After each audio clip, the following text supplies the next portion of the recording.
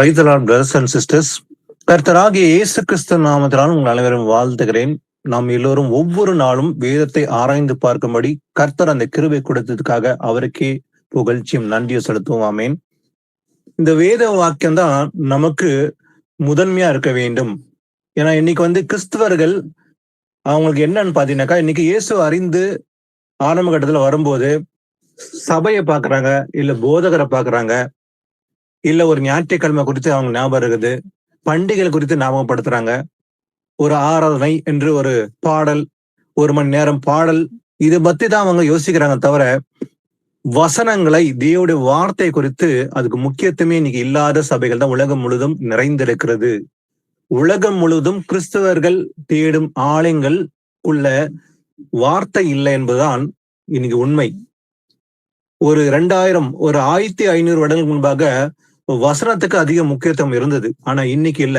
இயேசு கிறிஸ்துவின் வருகை சமயத்துல அநேகர் வசனம் தேடாம உலக பிரகாரமான ஆசீர்வாதங்களை மட்டும்தான் அதிகமா தேடுவாங்க என்பது நிச்சயம். ஆனா அந்த தேவனுடைய வார்த்தை என்பது நமக்கு எதற்காக கொடுக்கப்பட்டிருக்குது? வசனம் தான் நம்ம முதன்மையா ஆராய்ந்து பார்க்கணும். ஏன்னா அந்த வேதம் தான் நமக்கு அடிப்படையாக நமக்கு இருக்க வேண்டியது. நமக்கு அடிப்படை தேவை உணவு இருக்குதோ இல்லையோ, ஆனா தேவனுடைய வார்த்தை நமக்கு அன்றாட வாழ்க்கையில் தேவை. அப்ப இந்த வசனத்தை நம்ம அதிகமா ஒத்து பார்க்கணும், கவனிக்கணும், கேட்கணும், ஆராய்ந்து பார்க்கணும். அதே போல அதை கை கொண்டு நடக்கணும். இதுதான் தெய்வ சித்தம். ஆனா அந்த வேத வாக்கியம் எதற்காக கொடுக்கப்பட்டிருக்கிறது என்பதை நாம் அறிந்து கொள்ள வேண்டும். இந்த வேத வாக்கியம், இந்த வசனங்கள், இது உயிர் உள்ளவைகள். இது ஒவ்வொரு வசனமும் நம்மளோட பேசக்கூடிய ஜீவன் பெற்றது. ஏன்னா இது வெறும் நம்ம வாசிக்கிற ஒரு புத்தகம் அல்ல. இது ஒவ்வொரு வசனத்துக்கும் ஜீவன் இருக்குது, தேவனுடைய வார்த்தை. ஆனா இது ஒரு மனிதன் எழுதல, ஆவியானவர் தான் மனுஷர்களை, அதாவது அப்போஸ்தலர்கள், அதே போல பரிசுத்தவான்களை ஏவி அவர்களுக்குள்ள வசனங்களை கொடுத்து அவர்களால் எழுதப்பட்டதான் இந்த வேத வாக்கியம். ஒரு மனுஷன் எழுதப்படவில்லை, ஒரு மனுஷன் நினைத்தபடி இது எழுதப்பட முடியாது. இந்த வேதம் கர்த்தருடைய வார்த்தை, இது புடமுடைய பட்டைகள் என்று பார்க்கிறோம். ஆனா இந்த வேத வாக்கியம் எதற்காக கொடுக்கப்பட்டிருந்தது என்பதை நாம் இன்னைக்கு ஆராய்ந்து பார்க்கலாம். அதனுடைய முக்கியத்துவம், அதன் ஆழத்தையும், அதன் அருமையும் குறித்து நாம் பார்க்கலாம். 2 தீமோத்தேயு 3ஆம் அதிகாரம் 16-17 வாசிக்கலாம். 2 தீமோத்தேயு 3:16-17. வேத வாக்கியங்கள் எல்லாம் தேவ ஆவியினால் அருளப்பட்டிருக்கிறது. தேவனுடைய மனுஷன் தேறினவனாகவும் எந்த நற்கிரியையும் செய்ய தகுதியுள்ளவனாகவும் இருக்கும்படியாக அவைகள் உபதேசத்துக்கும், கடிந்து கொள்ளுதலுக்கும், சீர்திருத்தலுக்கும், நீதியை படிப்புதலுக்கும் பிரயோஜனமுள்ளவைகளாய் இருக்கிறது. ஆமேன். ஆமேன். வேத வாக்கியங்கள் எல்லாம், அப்ப வேத வாக்கியம் சொல்லும் போது புதிய ஏற்பாட்டை மட்டும் குறிப்பிட்டு சொல்லவில்லை, பழைய ஏற்பாடும் சேர்க்கப்பட்டதான் வேதாகம். வேதாகம் என்பது பழைய ஏற்பாடும் புதிய ஏற்பாடும் சேர்ந்ததுதான் வேதாகமம். ஒரு கூட்டம் இன்னைக்கு உலகத்துல பழைய ஏற்பாட்டை வேணாம், புதிய ஏற்பாட்டை மட்டும் வாசிங்க அப்படின்ற ஒரு தவறான ஒரு போதகம் இருக்குது. பழைய ஏற்பாடு இல்லாம புதிய ஏற்பாடு அல்ல. அப்ப பழைய ஏற்பாடை வாசிக்க கூடாது என்றால் தேவனுடைய சிருஷ்டிப்பை குறித்து எப்படி அறிந்து கொள்ள முடியும்? ஆனா பழைய ஏற்பாடும் புதிய ஏற்பாடும் சேர்ந்ததுதான் வேதாகம். முழு வேதாகமே 2 ஏற்பாடும் சேர்ந்தது மட்டும் தான் வேதாகமம். ஆனா இந்த வேத வாக்கியம் எல்லாம், அப்ப ஒவ்வொரு வார்த்தையும் தேவனுடைய வார்த்தை. இது ஒரு மனுஷன் சொல்லபடி எழுதப்படவில்லை. அப்ப தேவ ஆவியினால் அருளப்பட்டிருக்கிறது. அப்ப இந்த வார்த்தைகள், வசனங்கள், ஒவ்வொரு வசனமும் இது தேவ ஆவியினால் அருளப்பட்டிருக்கிறதுனால நம்ம ஒவ்வொரு வசனத்தையும் நம்ம முக்கியத்துவம் கொடுக்க வேண்டும். இந்த வசனம் எனக்கு பிடிக்கும், அந்த வசனம் எனக்கு பிடிக்கல சொல்ல ஒருபோதும் சொல்ல முடியாது. அப்ப தேவனுடைய மனுஷன் தேறினவனாய், அப்ப தேவனால் அருளப்பட்டிருக்கிறதுனால தேறினவனா தேவனுடைய மனுஷன் எந்த நற்கிரியம் செய்ய தகுதி உள்ளவர்களாகவும் இருக்கும்படி, எந்த மனுஷன் நற்கிரியை செய்யும்படி தகுதி ஆகிறதுக்கு தான். இது எதற்காகவா? உபதேசம் பண்றதுக்கு, கடிந்து கொள்ளுதலுக்கு, சீர்திருத்தத்துக்கு, நீதியை படிப்பிக்கிறது. இதுக்கு நமக்கு பிரயோஜனம் உள்ளது. அப்ப வேதத்தை நம்ம எடுத்து அது ஒரு ஷெல்ஃப்ல வைக்கிறதுக்காக கொடுக்கப்படல. ஒரு வாரத்துக்கு ஒரு நாள் சுமந்து கொண்டு போகிறது வர்றதுக்காக அல்ல. இல்ல நான் கிறிஸ்தவன், எனக்கு வேதம் இருக்கணும் வீட்டுல, அதனால வைத்துக் கொள்வதனால அல்ல. இல்லை நான் படுத்துக் கொள்ளும் போது வேதம் பக்கத்துலதான் எந்த தீமை நெருங்காது என்பதற்காக அல்ல. இது எதற்காக கொடுக்கப்பட்டதுதான்? உபதேசம் பண்ணவும், நாம் அறிந்து கொள்ள வேண்டும், அதை கை கொள்ள வேண்டும், மற்றவங்க உபதேசம் பண்றதுக்காகவும், கடிந்து கொள்ளுதல், கரெக்ஷன் ரொம்ப முக்கியம். அப்ப வசனம் எதற்காக நமக்கு முக்கியமா தேவைன்னு பாத்தீங்கன்னா கரெக்ஷன். ஏன்னா நம்ம பர்ஃபெக்டா இல்லை. யாருமே இந்த உலகத்துல வந்து, அதாவது ஒருவனை வந்து பாத்தீங்கன்னாக்கா ஒவ்வொரு மனுஷனும் வந்து பாவம் செய்து தெய்வ கிருபையற்றெல்லாம் இருந்தாங்க. ஆனா அவர் தன் ஜீவனை கொடுத்த நிமித்தமாக தான் பாவியாக இருந்த நமக்கு அந்த ரட்சிப்பு கிடைக்க கிருபை பெற்றோம். அப்போ நாம ஒரு காலத்துல எல்லாமே பாவிகளா இருந்தோம். நாம எப்படி வந்து பாவத்தை விட்டு வெளியே வந்தோம்? அப்ப சீர்திருத்தம் வந்ததுனாலதான். அப்ப கரெக்ஷன் எதன் மூலமாக? தேவ வசனம் மூலமாக. ஒரு மனுஷன் சொல்றதுனால நம்ம வந்து மாற முடியாது. மனம் திரும்புவது மனுஷன் நிமித்தமாக அல்ல, வசன நிமித்தமாக தான் மனம் திரும்புதல். அப்போ இது எதற்காகவா? கடிந்து கொள்ளுதல். அதே போல சீர்திருத்தம் வந்து ரொம்ப மிக மிக அவசியம். அப்போ ஒரு கிறிஸ்தவனுக்கு தேவை சீர்திருத்தம். அது எதன் மூலமாக? போதகன் போதிப்பதனால் அல்ல, வேத வசன நிமித்தமாக தான் சீர்திருத்தம். நீதியை படிப்பிக்க வேண்டும். அப்ப நீதியை வந்து தேட வேண்டும். இயேசு சொல், முதலாவது தேவனுடைய ராஜ்யத்தை நீதியும் தேடுங்கள். அப்ப நீதி தேவனுடைய ராஜ்யம் ரெண்டுமே வந்து இன்னைக்கு ரொம்ப ரொம்ப இம்பார்ட்டன்டான ரெண்டு முக்கியமான காரியம். ஒண்ணு தேவனுடைய நீதி, இன்னொன்னு ராஜ்யம். அப்ப நீதியை தேடினாதான் ராஜ்யத்தை அடைய முடியும். அப்ப நீதியை படிப்பிக்க வேண்டும். நீதியை வந்து என்ன பண்ணணும்? நம்ம படிப்பிக்கிறது ஒரு அவசியம். இன்னைக்கு நீதிமான்கள் எப்படி சொல்ல முடியும்? வெறும் வசனத்தை வாசிக்கிறதுனால அல்ல, தேவனுடைய நீதியை அறிந்து அதை படிப்பிக்க வேண்டும். அப்ப வசனம் தான் வந்து நீதியை படிப்பிக்கிறதுக்கு உபதேசம் பண்ணவும், கடிந்து கொள்ளவும், சீர்திருத்தலுக்காகவும், நீதியை படிப்பிக்கிறதுக்காகவும் பிரயோஜனம் உள்ளதா இருக்குது எது? தேவ வசனம். அப்ப வசனம் இல்லைன்னா நமக்கு ஜீவன் இல்ல. அந்த வசனம் தான் ஜீவன். அந்த வார்த்தை தான் வந்து மாம்சமாகி, அப்ப அந்த வார்த்தை யாரு? இயேசு கிறிஸ்து அந்த வார்த்தை இல்லைங்களா? வேர்டுன்னு எதை சொல்ல முடியும்? இயேசு கிறிஸ்து அந்த வார்த்தை. யோவான் 1:1 வாசிக்கிறோம் இல்லைங்களா? யோவான் 1:1 சொல்வது போலவே, ஆதியில வார்த்தை இருந்தது, அந்த வார்த்தை தேவனிடத்தில் இருந்து, அந்த வார்த்தை தேவனா இருந்தது.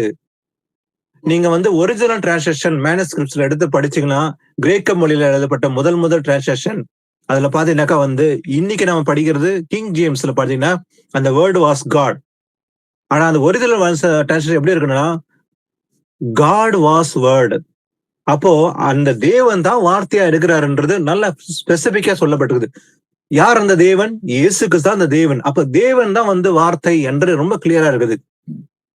அப்ப அந்த வார்த்தை மாம்சமாகி யாரு? இயேசு கிறிஸ்து என்று பார்க்கிறோம். அதே போல இன்னொரு வசனத்தை வாசிக்கலாம். மார்க் 4:20 வாசிங்க. மார்க் 4:20. வசனத்தை கேட்டு ஏற்றுக்கொண்டு 1:30, 1:60, 1:100 பலன் கொடுக்கிறார்கள். இவர்களே நல்ல நிலத்தில் விதைக்கப்பட்டவர்கள் என்றார். ஆமென். வசனத்தை கேட்டு, அப்ப அந்த வசனம் வந்து சீர்திருத்தத்துக்காக, நீதியை படிப்பிக்கிறதுக்கு என்று பார்த்தோம். அப்ப வசனத்தை கேட்கிறோம். எந்த வசனத்தை கேட்டா வந்து ஏற்றுக்கொண்டு நம்ம பலன் குடிக்க முடியும்? இயேசு கிறிஸ்துவுடைய வசனங்களை கேட்டா மட்டும்தான். அப்ப சத்திய வசனங்களை கேட்ட போது ஏற்றுக்கொண்ட பிறகு 1:30, 60, 100 பலன் கொடுக்கல் யாரு? அப்ப தேவனுடைய வார்த்தை கேட்கிற நாம் அதை காத்து கொண்டால் இடத்துல, அப்ப மட்டும்தான் நம்ம பலன் கொடுக்க முடியும். ஏன் வந்து பலன் கொடுக்க முடியும்? வசனத்தை வந்து கேட்கிறாங்க, அதை கை கண்டு நடக்கிறது இல்ல, அதனால பலன் கொடுக்காம போயிடுறாங்க. அப்ப நல்ல நிலத்தில் விதைக்கப்பட்டவர்கள் வசனம் கேட்கிறாங்க, தேவனுடைய வார்த்தையை கேட்ட உடனே அதை இதயத்துல வந்து காத்து கொண்டு 30, 60, 100 பலன் கொடுக்குறாங்க. இவங்க வந்து வசனத்தை கேட்கறது மாத்திரமல்ல, அதை கை கொண்டு நடக்கிறதுனாலதான் பலன் கொடுக்க முடியுது. அப்போ வசனம்ன்றது முதன்மையா இருக்குது. வசனம் தான் வந்து எல்லாத்துக்கும் முதன்மையா இருக்கு. ஒரு கிறிஸ்தவனுக்கு தேவை தேவனுடைய வார்த்தை என்று பார்த்தோம். இன்னொரு வசனம் வாசிக்கலாம். அதே போல மத்தேயு 13:23. நல்ல நிலத்தில் விதைக்கப்பட்டவனோ வசனத்தை கேட்கிறவனும் உணர்கிறவனுமாய் இருந்து 100ஆகவும் 60ஆகவும் 30ஆகவும் பலன் தருவான் என்றார். ஆமென். வசனத்தை கேட்கறது மாத்திரமல்ல, கேட்ட உடனே உணர்வடையணும். இதுதான் முக்கியம். ஏன்னா உலகத்துல கிறிஸ்தவர்கள் எல்லாருமே வசனம் கேட்கிறாங்க, ஆனா உணர்வடைகிறது இல்லை.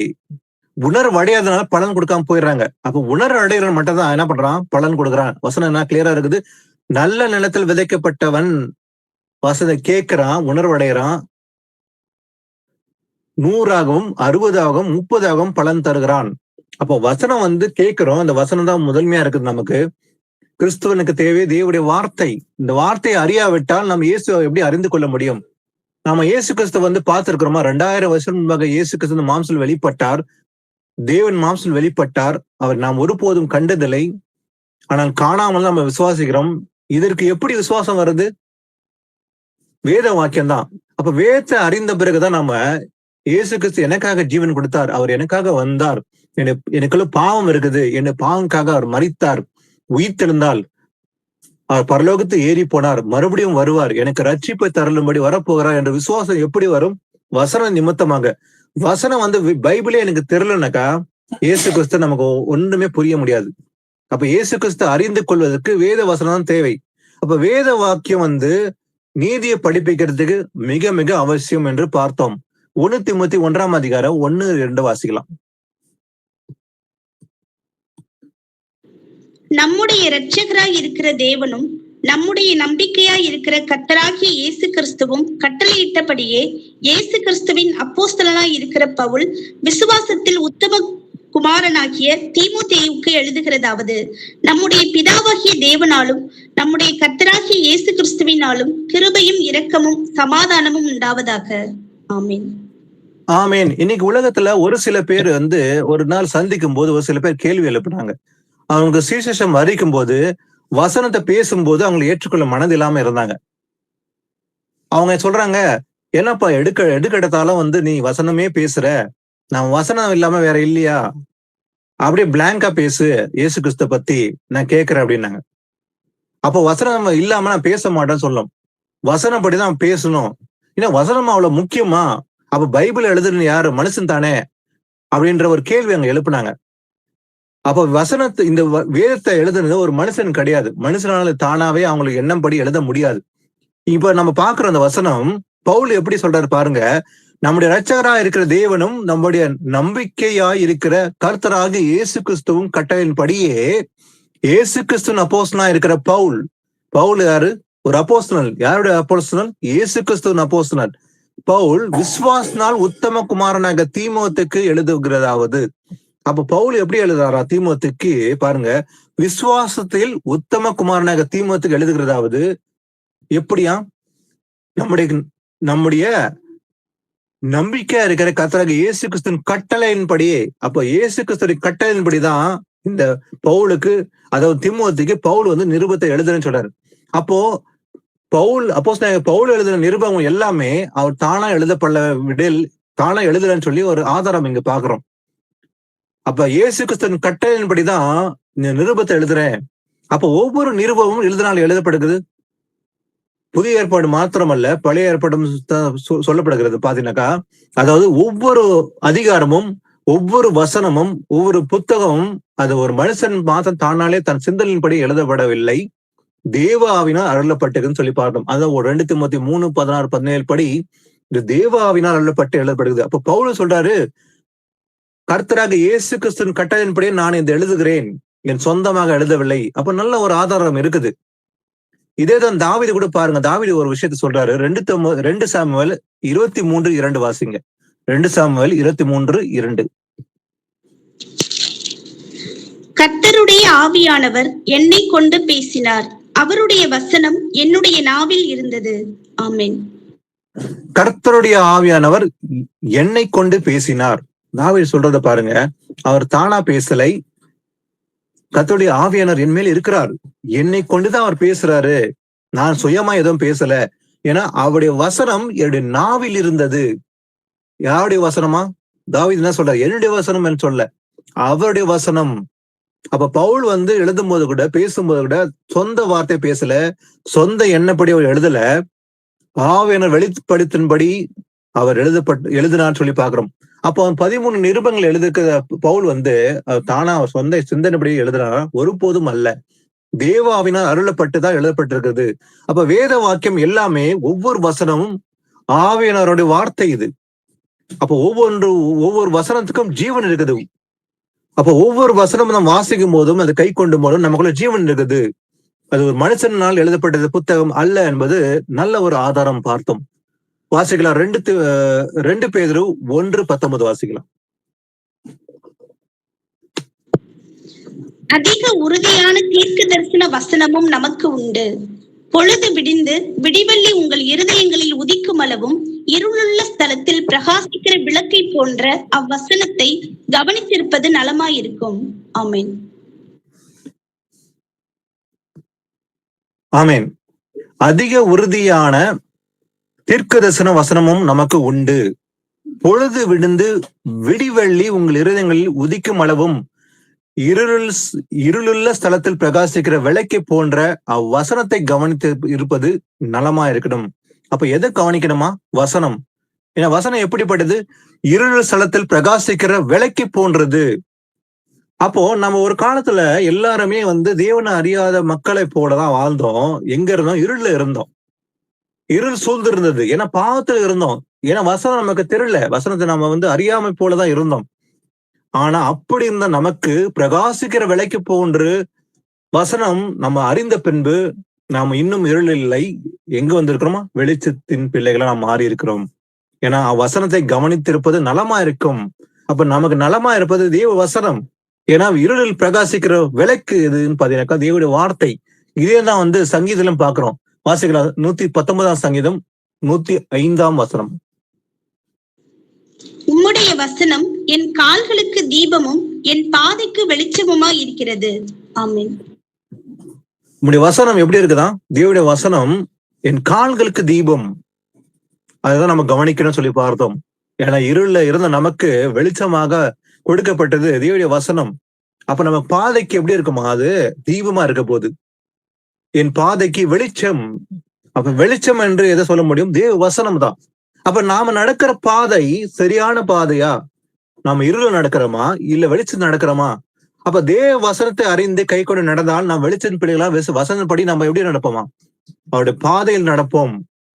கேட்டுக்கு போற வாசல் வழி விசாலமா இருக்குது. ஜீவனுக்கு போற வாசல் இடுக்கமா இருக்கும். அது வழியா பிரவேசிக்கிற சிலர் மாத்திரம் என்று சொல்லப்படுகிறது. அப்போ வசனத்தை கேட்டு உணர்ந்து பலன் கொடுத்து அந்த இடுக்கமான வாசல் நடந்து வரவன் தான் ஜீவ வாசல் அடைவாங்கன்னு சொல்லி பார்க்கிறோம். அடுத்தது வாசிக்கலாம். எபிரேயர் 11:3 வசனம் வாசிக்கலாம். விசுவாசத்தினாலே உலகங்கள் தேவனுடைய வார்த்தையினால் உண்டாக்கப்பட்டதென்றும் இவ்விதமாய் காணப்படுகிறவைகள் தோன்றப்படுகிறவைகளால் உண்டாகவில்லை என்றும் அறிந்திருக்கிறோம். ஆமென். விசுவாசினால். அப்ப விசுவாசம் முதல்ல தேவை. அப்ப விசுவாசனாலே நாம் உலகங்கள் தேவனுடைய வார்த்தையினாலே உண்டாக்கப்பட்டதென்றும். அப்போ இந்த உலகத்தை எப்படி உண்டாக்கினாரு? வார்த்தையினாலதான் உண்டாக்கினார். அவர் எப்படி அவருடைய படைப்பு எப்படி இருந்தது எல்லாம் வாசித்து பாருங்க. இந்த வானம், இந்த பூமி, நட்சத்திரங்கள் எல்லாவற்றையும் அவருடைய தம்முடைய வார்த்தையினாலதான் உண்டாக்குனார். அவர் கட்டளையிட இந்த பூமி நிற்கும், அவர் சொல்லாகும், கட்டளையிட நிற்கும் என்று சங்கீதத்துல பார்க்கிறோம். அப்ப எல்லாமே தேவனுடைய வார்த்தையினால்தான். அப்ப அவருடைய வசனத்துக்கு அவ்வளவு வல்லமை இருக்குதுன்னு சொல்லி பார்க்கிறோம். ஏன்னா விசுவாசனாலே நாம் உலகங்கள் தேவனுடைய வார்த்தையினால் உண்டாக்கப்பட்டதென்றும் இவ்விதமாய் காணப்படுகளில் தோன்றப்படுகளால் உண்டாக்கவில்லை என்றும் அறிந்திருக்கிறோம். அப்ப எல்லாமே நம்ம விசுவாசிக்கிறோம். இன்னைக்கு எப்படி விசுவாசிக்கிறோம்? வானத்தையும் பூமியும் ஆண்டவர் படைக்கும் போது நம்ம எல்லாமே பார்த்துட்டு இருந்தோமா? இல்ல, நம்மள பார்க்கல, காணாம தான் விசுவாசிக்கிறோம். ஆனா எப்படி விசுவாசிக்கிறோம்? தேவன் வானத்தையும் பூமியும் உண்டாக்கினார்.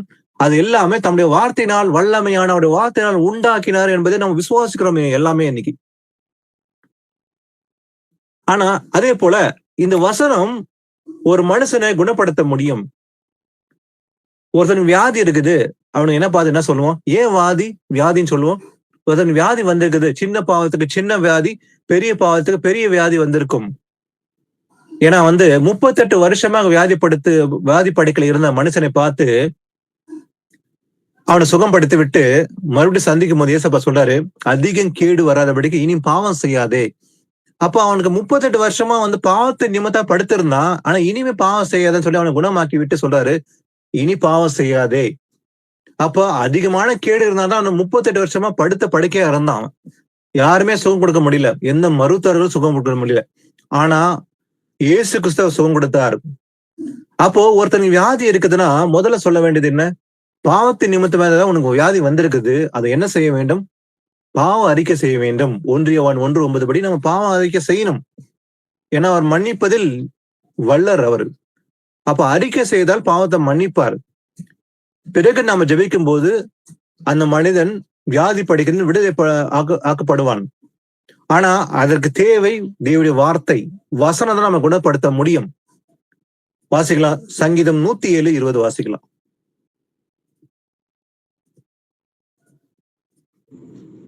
அவர் தமது வசனத்தை அனுப்பி அவர்களை குணமாக்கி அவர்களை அழிவுக்கு தப்புவிக்கிறார். ஆமென். அவர் தமது வசனத்தை அனுப்பி அவருடைய வார்த்தை நமக்கு அனுப்புறாரு, அவர்களை குணமாக்கி. அப்போ வசனத்தின் நிமித்தமாக தான் நாம் குணமடைய முடியும் என்று நல்லா கிளியர் இருக்குது. அழிவுக்கு தப்புவிக்கிறார். ஏன்னா வியாதி வந்தா அது குணமடைய முடியலன்னா கடைசியில மரணம். அந்த வியாதி படிக்க நீக்குவது மனுஷனால் அல்ல, தேவனால் ஆகும். இப்பேற்பட்ட வியாதியும் சுகப்படுத்த இயேசு கிறிஸ்துவால முடியும். அப்ப நம்ம எப்படி விசுவாசிக்கிறோமோ அதன்படிதான் ஆண்டவர் கிரியை செய்வாரு. 38 வருஷமா வியாதி உள்ள ஒரு மனுஷனை பார்த்தோம். 12 வருஷமா உதிரப்போக்குல ஒரு ஸ்திரீயை பார்த்தோம். விசுவாசனாலதான் அந்த ஸ்திரீயும் குணமாக்கப்பட்டாள். 12 வருஷம் எவ்வளவோ வந்து வியாதிஸ்தர், எவ்வளவு ஒரு மருத்துவர்களை பார்த்திருக்க கூடும். ஆனா ஒருபோதும் விடுதலை அடையவில்லை. இயேசு கிறிஸ்து ஒரு செகண்ட்ல விடுதலை கொடுத்தார். அது காரணம் விசுவாசம். உன் விசுவாசம் உன்னை ரட்சித்தது. அப்போ அந்த ஸ்திரீக்கு இயேசு கிறிஸ்து மேல விசுவாசம் வந்தது. அதே போல மனம் திரும்புதல் உண்டானது. அதனாலதான் வந்து விடுதலையாக்கப்பட்டாள். அப்போ வசனத்தை அனுப்பி குணமாக்க முடியும் இயேசு கிறிஸ்துவால. அதற்கு தேவை நாம் பாவ அறிக்கை செய்வது அவசியம். அழிவுக்கு தப்பிக்க முடியும் என்று பார்த்தோம். வாசிக்கலாம். மத்தேயு 8:5-10 வாசிக்கலாம். இயேசு வாசிங்க. போது 100க்கு அதிபதி ஒருவன் அவரிடத்தில் சிஸ்டர் கட் ஆகுது. வேற என்ன வாசிக்கலாம்? இயேசு கப்பர்நகூமில் பிரவேசித்த போது 100க்கு அதிபதி ஒருவன் அவரிடத்தில் வந்து, ஆண்டவரே, என் வேலைக்காரன் வீட்டிலே திமிர்வாதமாய் கிடந்து கொடிய வேதனைப்படுகிறான் என்று அவரை வேண்டிக் கொண்டான். அதற்கு இயேசு, நான் வந்து அவனை சொஸ்தமாக்குவேன் என்றார். 100க்கு அதிபதி பிரதியுத்தரமாக, ஆண்டவரே, நீர் என் வீட்டுக்குள் பிரவேசிக்க நான் பாத்திரன் அல்ல. ஒரு வார்த்தை மாத்திரம் சொல்லும், அப்பொழுது என் வேலைக்காரன் சொஸ்தமாவான். நான் அதிகாரத்துக்கு கீழ்ப்பட்டவனாய் இருந்தும் எனக்கு கீழ்ப்பட்டிருக்கிற சேவகரும் உண்டு. நான் ஒருவனை போவென்றால் போகிறான், மற்றொருவனை வாவென்றால் வருகிறான். என் வேலைக்காரனை இதை செய் என்றால் செய்கிறான் என்றான். இயேசு இதை கேட்டு ஆச்சரியப்பட்டு தமக்கு பின் செல்லுகிறவர்களை நோக்கி, இஸ்ரவேலருக்குள்ளும் நான் இப்படிப்பட்ட விசுவாசத்தை காணவில்லை என்று மெய்யாகவே உங்களுக்கு சொல்லுகிறேன். ஆமென். ஆமென். இயேசு கப்பர்நகூமில் பிரவேசிக்கும் போது, அந்த பட்டணத்துல வரும்போது, ஒரு 100க்கு அதிபதியான ஒரு மனுஷன் இயேசப்பா கிட்ட வந்துட்டு, ஆண்டவரே, என் வேலைக்காரன் வீட்டுல திமிர்வாதமாய் கிடக்கிறான், வியாதிப்பட்டுக்கிறான். என்னுடைய வேலைக்காரன் வியாதி படுக்கிறான் ஆண்டவரே, கொடிய வேதனைப்படுகிறான், ரொம்ப வியாதியில அவஸ்தைப்படுகிறான்னு சொல்லி வேலைக்காரனுக்காக பரிந்து பேசும்படி வந்து ஒரு 100க்கு அதிபதி வந்து கேட்கும் போது, அதுக்கு இயேசப்பா வந்து, நான் வந்து அவனை சொஸ்தமாக்குவேன்னு சொல்லி சொல்லும் போது, இயேசப்பா நான் வரேன் அவனை சொஸ்தம் பண்றேன்னு சொல்லி சொல்லும் போது, 100க்கு அதிபதி அவன் பாருங்க, இந்த விசுவாசம் பாருங்க. ஆண்டவரே, நீர் என் வீட்டுக்குள் பிரவேசிக்க நான் பாத்திரன்ல, எனக்கு அந்த தகுதி இல்லை, எங்க வீட்டுக்கு வர்றதுக்கு எனக்கு தகுதி இல்லை ஆண்டவரே. ஒரே ஒரு வார்த்தை மாத்திரம் சொல்லுங்க ஆண்டவரே, போதும், நீங்க வர வேண்டிய அவசியமே இல்லை. இதுதான் உண்மையான விசுவாசம். ஒரே ஒரு வார்த்தை சொல்ல இயேசப்பா, அப்போது என் வேலைக்காரன் சொஸ்தமாவான். அப்போ அவனுடைய விசுவாசம் எதன் மேல இருந்தது? இயேசு கிறிஸ்து வந்து கை வைத்து ஜெபித்த பிறகுதான் சொஸ்தமாவன்ற விசுவாசம் இருந்தா இல்ல. ஒரு வார்த்தை சொன்னால் போதும், அவன் குணமடைந்து விடுவான். இங்க இருந்து சொன்னா போதும், என் வேலைக்காரன் சொஸ்தமா விட, அந்த வார்த்தையை தேடிதான் வரான். அப்ப அந்த வார்த்தைக்கு வல்லமை உண்டது என்பதை அந்த 100க்கு அதிபதி விசுவாசித்தான். ஏன்னா இயேசு கிறிஸ்து பேசுகிற ஒவ்வொரு வார்த்தைக்கும் வல்லமை உண்டு என்பதை அவன் விசுவாச நிமித்தமாக தான் அந்த இடத்துல கேட்கிறான். ஒரு வார்த்தை மாத்திரம் சொல்லு ஆண்டவரே, என் வேலைக்காரன் சொஸ்தமாவான். ஏன்னா நான் அதிகாரத்துக்கு கீழ்பட்டவனா இருந்து கூட எனக்கு கீழ்ப்படுகிற சேவகன் உண்டு. அதனால நான் ஒருவனை போவென்றால் போறான், மற்றவனை வா என்றால் வரான். என் வேலைக்காரனை இதை செய் என்றால் செய்கிறான். அப்படி சொல்லும் போது ஏசப்பா இதை பார்த்து ஆச்சரியப்படுறாரு. அப்ப சொல்றாரு, இஸ்ரவேலுக்குள்ள நான் இப்படிப்பட்ட விசுவாசத்தை காணவே இல்லையே, இதுதான் உண்மையான விசுவாசம். அப்படி சொன்ன உடனே பாருங்க, அந்நேரம் அந்த நிமிஷமே, அந்த எந்த மொமெண்ட்ல பாருங்க, 13 வருஷத்துல பாக்குறோம், நீ போகலாம் அப்படின்னு சொல்லும் போது ஏசப்பா, நீ விசுவாசித்தபடியே உனக்கு ஆக கடவுது, நீ எப்படி விசுவாசத்தையோ அதே போல ஆக கடவுதுன்னு சொல்லி ஒரு வார்த்தை தான் சொன்னார். அந்த நாளையிலே அவன் வேலைக்காரன் சொஸ்தமாவான். தி செல்ஃப் சேம் அவர். அப்ப எப்போ அந்த வார்த்தை சொல்றாரோ அந்த நிமிஷமே, அந்த செகண்டே, அந்த மணி நேரத்திலேயே அந்த வேலைக்காரன் சுகமாகி விட்டான். அவன் போறதுக்குள்ளவே அந்த செகண்ட் சொல்ல வார்த்தை நிமித்தமாகவே அவன் சுகமாகிட்டான். அப்போ விசுவாசம் படிதான் ஆண்டவர் கிரியை செய்வாரு. எப்படி நம்ம விசுவாசமோ அதன்படிதான் ஆண்டவர் வந்து கிரியை செய்ய முடியும். நான் ஜெபித்தால், நான் பாவ அறிக்கை செய்து விட்டு ஜெபித்தால் என்னை இயேசப்பா சுகம் கொடுக்குவாரு விசுவாசம் அப்படிப்படி செய்வாரு. இல்ல வேற ஒரு மனுஷன் வரணும், எனக்காக ஜெபிக்கணும், அப்போதான் நான் சுகம் அடையேன், அது விசுவாசம் இல்ல. எனக்குள்ள பாவம் இருக்குது, வசனத்தை அறிந்தேன், வசனத்தை நிமித்தமாக நான் மனம் திரும்ப விரும்புகிறேன் சொல்லி விருப்பப்பட்டு மனம் திரும்பி பாவ அறிக்கை செய்து விட்டு ஜெபித்தால் இயேசு கிறிஸ்து அந்த செகண்டே வந்து இயேசப்பா சுகம் கொடுப்பாரு. இதுதான் உண்மையான விசுவாசம். அப்ப இயேசு கிறிஸ்துடைய வார்த்தை மேலதான் விசுவாசம் இருக்க வேண்டும். அப்ப அந்த 100க்கு அதிபதி எப்படி இருந்தது அவன் விசுவாசம்? தேவனுடைய வார்த்தை மேல விசுவாசம் இருந்து அந்த வார்த்தையினால் சுகம் அடைவான் என்பதை அவன் விசுவாசித்தான். அப்ப வசனத்துக்கு வல்லமை உண்டு என்பதை நாம் விசுவாசிக்க வேண்டும். இன்னைக்கு கிறிஸ்தவர்கள் உலகத்துல இன்னைக்கு வசனம் மேல வந்து விசுவாசமே இல்ல. அது எது மேல விசுவாசம்? இன்னைக்கு சபைகளில் போறதோ, இல்ல ஞாயிற்றுக்கிழமை போகிறதோ, தசமா கொடுக்கறதோ, இல்ல ஒரு போதகர் பேசுறத கேட்கறதுனால எனக்கு ஆசீர்வாதம், நான் பரலோகம் சென்று விடுவோம் என்ற ஒரு நம்பிக்கை மட்டுமே இருக்கிறத தவிர தேவனுடைய வசனத்துக்கு முக்கியத்துவம் இல்லாத வந்து உலகத்துலலாம் எனக்கு இருக்குது. வாசிக்கலாம் ரோமர் 10ஆம் அதிகாரம் 17-18.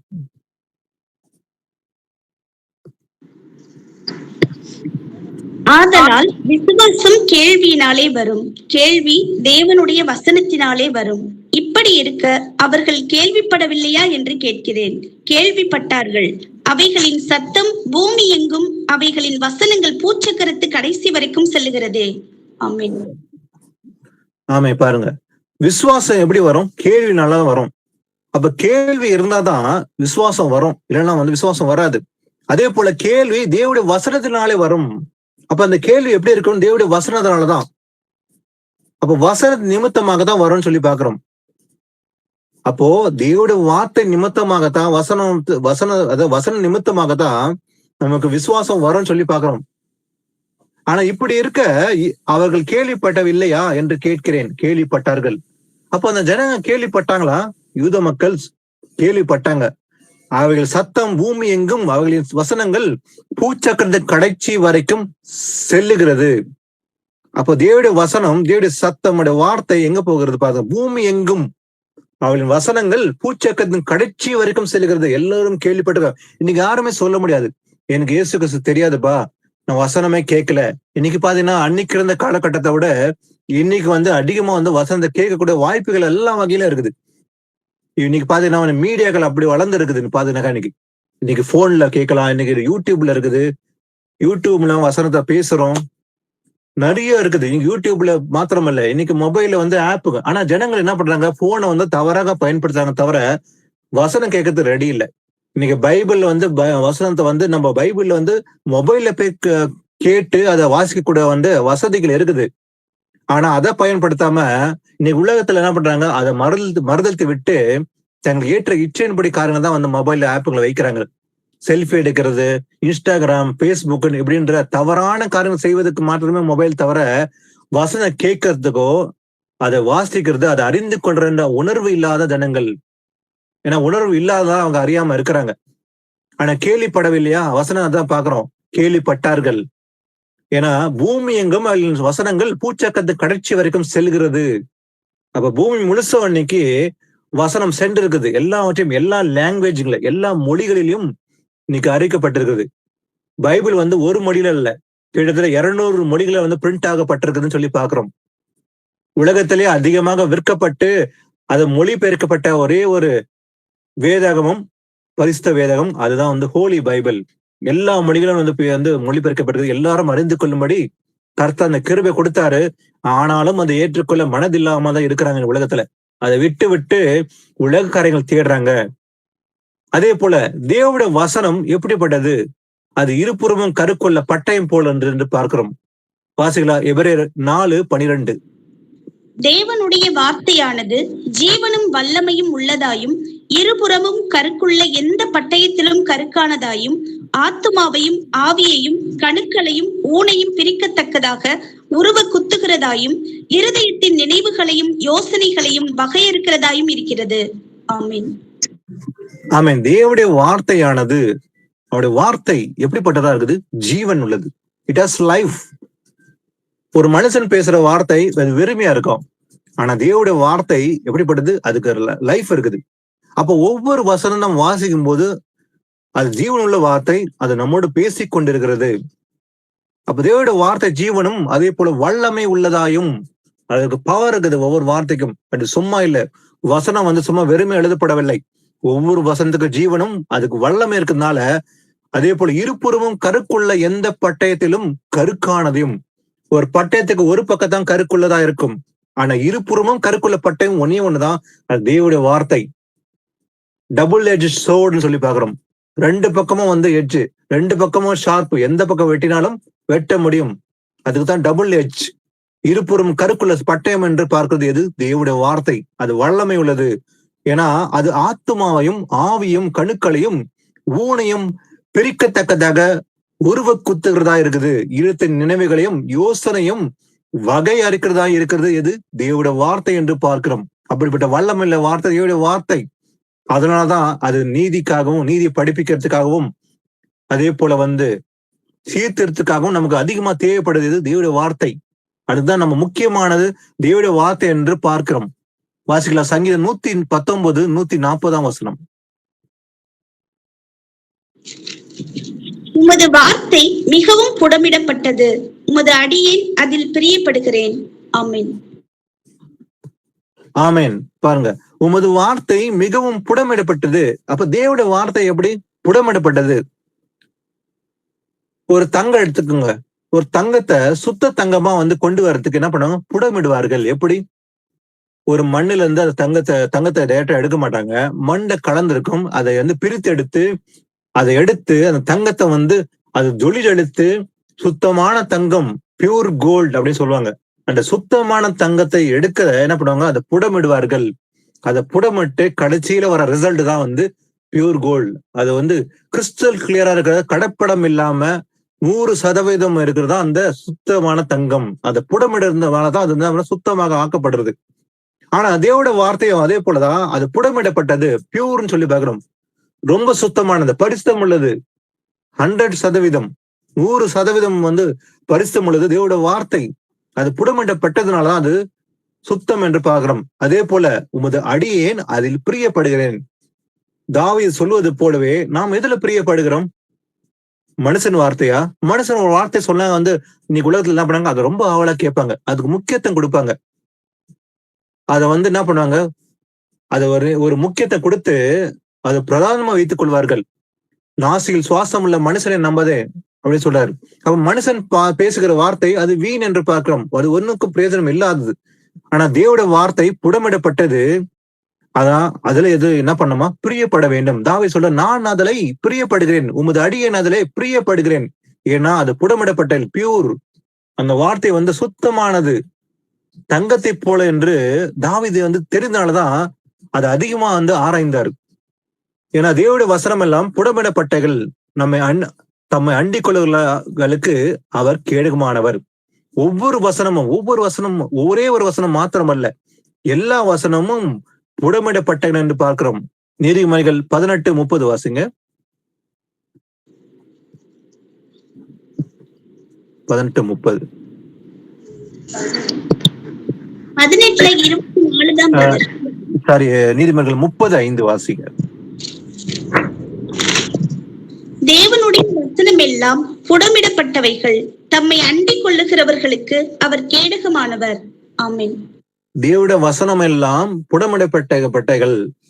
அப்போ எதை புடமிடப்பட்டது? பியூர்னு சொல்றோம். தேவனுடைய வசனங்கள் சொல்லி இருக்குது.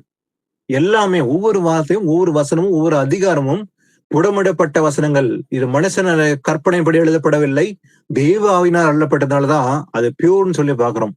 வாசிக்கலாம். ஏசாயா 40:8 வாசிங்க.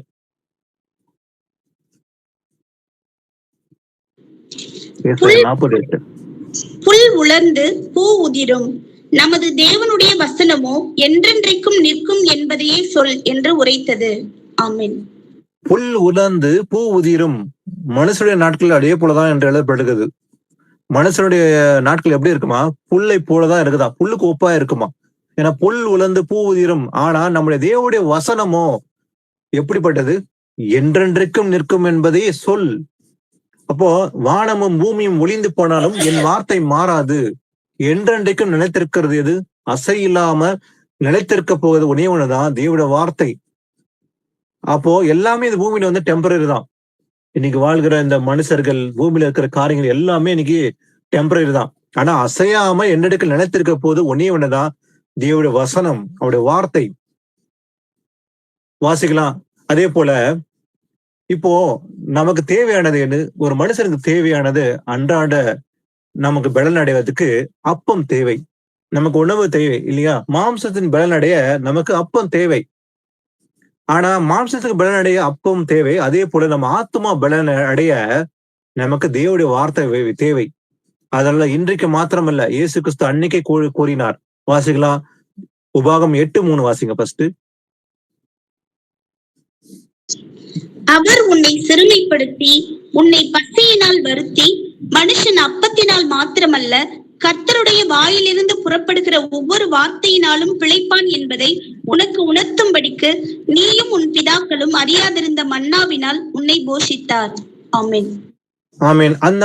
அந்த மனுஷர்கள், இஸ்ரேல் ஜனங்கள், யூத ஜனங்கள், இந்த எபிரேய ஜனங்கள் என்ன பண்ணாங்க? இவங்களுடைய எண்ணம் எல்லாம் வந்து மாம்சமா இருந்தது. அவங்க வந்து அப்பம் புசிக்கிறத மட்டும் தான் நினைச்சாங்க. அவங்களுக்கு என்ன பண்றாரு? ஆண்டவர் மன்னாவை கொடுக்குறாரு. ஆனா மன்னாவை எது கொடுக்குறாருன்னு பாத்தீங்கன்னாக்கா, அவங்க அதை அறிய வேண்டும். ஒரு மனுஷன் வந்து அப்பத்துல மாத்திரம் பிழைப்பு கிடையாது, தேவனுடைய வார்த்தையினால பிழைப்பான் என்று எழுதப்படுகிறது. அதான் சொல்றாரு, அவர் உன்னை சிறுமைப்படுத்தி உன்னை பசியினால் வருத்தி. ஆண்டவரே அவங்களை சிறுமைப்படுத்துறாரு. அவங்க பசியினால் வருத்தி என்ன பண்றாரு? மனுஷன் அப்பத்துல மாத்திரம் அல்ல, கர்த்தருடைய வாயிலிருந்து புறப்படுகிற ஒவ்வொரு வார்த்தையினாலும் பிழைப்பான் என்பதை நீங்கள் அறிந்து கொள்ள வேண்டும், உனக்கு உணர்த்தும்படிக்கு நீ புரிந்து கொள்ள வேண்டும், இந்த ஜனங்கள் புரிந்து கொள்ள வேண்டும் என்பதற்காகவே என்ன பண்ணாரு? நீங்கள் உங்கள் பிதாக்களும் அறியாதிருந்த மன்னாவினால் உன்னை போஷித்தார். அவங்க புரிஞ்சு கொள்ளணும் அப்படின்னு சொல்ல பசினால் வருத்தி அவங்க என்ன பண்ணாரு? ஆண்டவர் மன்னாவினால் போஷித்தாரு.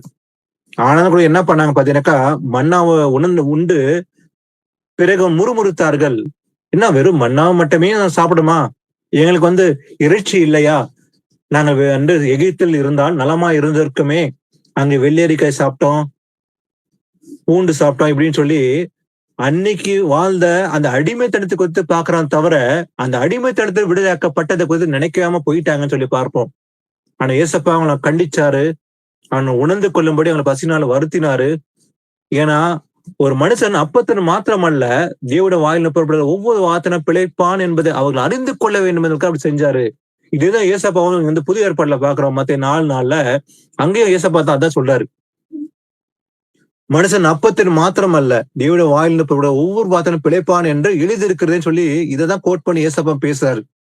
ஏன்னா சோதனைக்காரன் பிசாசு வந்து சோதிக்கும்படி அவன் என்ன பண்றான்? நீ தேவனுடைய குமாரனே ஆனால் இந்த கல்லுகள் அப்பங்கள் ஆக்கும்படி சொல்லும் அப்படின்ற ஆண்டோட டெஸ்ட் பண்ணும்படிதான் வரான். அதுதான் ஏசப்பா சொல்றாரு, ஒரு அப்பத்தின் மாத்திரமல்ல, தேவனுடைய வாயில் போட ஒவ்வொரு வார்த்தையும் பிழைப்பான எழுதிக்கிறதுன்னு சொல்லி பிசாசத்தை பார்த்து சொல்றாரு.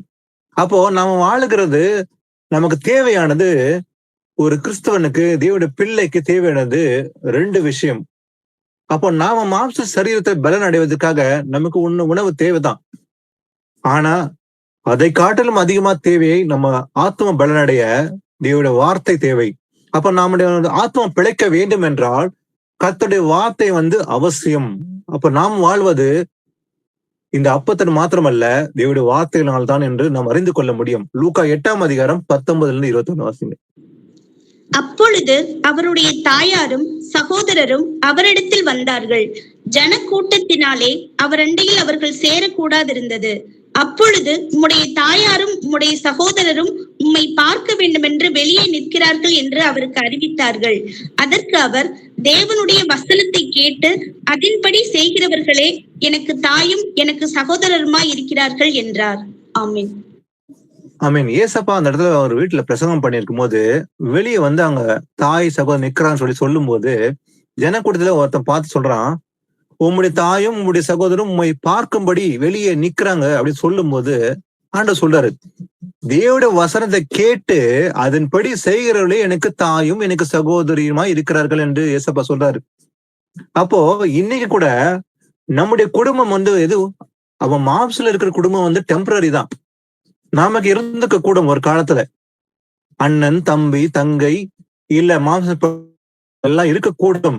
ஆனா உண்மையான சொந்தம், பந்தம் என்று ஏசப்பா சொல்வது போல ஏசப்பா சொல்றாரு பாருங்க, தேவோட வசந்த கேட்கிறவன் மாத்திரமல்ல, கேட்டு அதன்படி செய்கிறவன் எவனோ அவன் தான் எனக்கு தாயும், எனக்கு சகோதரி.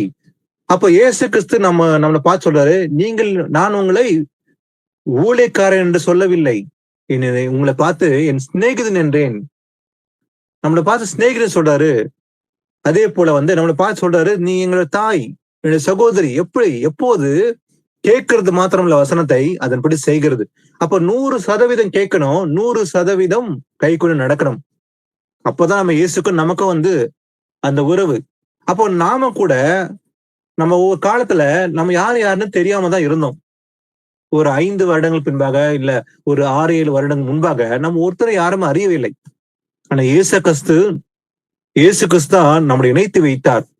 இது மாம்சன் படியான உறவு அல்ல, ஆவின்படி நம்ம இணைக்கப்பட்டிருக்கிறோம். அப்ப நம்முடைய சொந்த பந்தம் யாரா இருக்க முடியும்? மாம்சப்படி இருக்கக்கூடும். ஆனா உண்மையிலே நம்முடைய உறவுகள் யார சொல்ல முடியும்? வசனப்படி கை கொண்டு நடக்கிற மட்டும் தான். அப்ப நாம எல்லாரும் இணைந்திருக்கிறது எப்படி? வசனப்படிதான், ஆவியில் இணைக்கப்பட்டிருக்கிறோம்.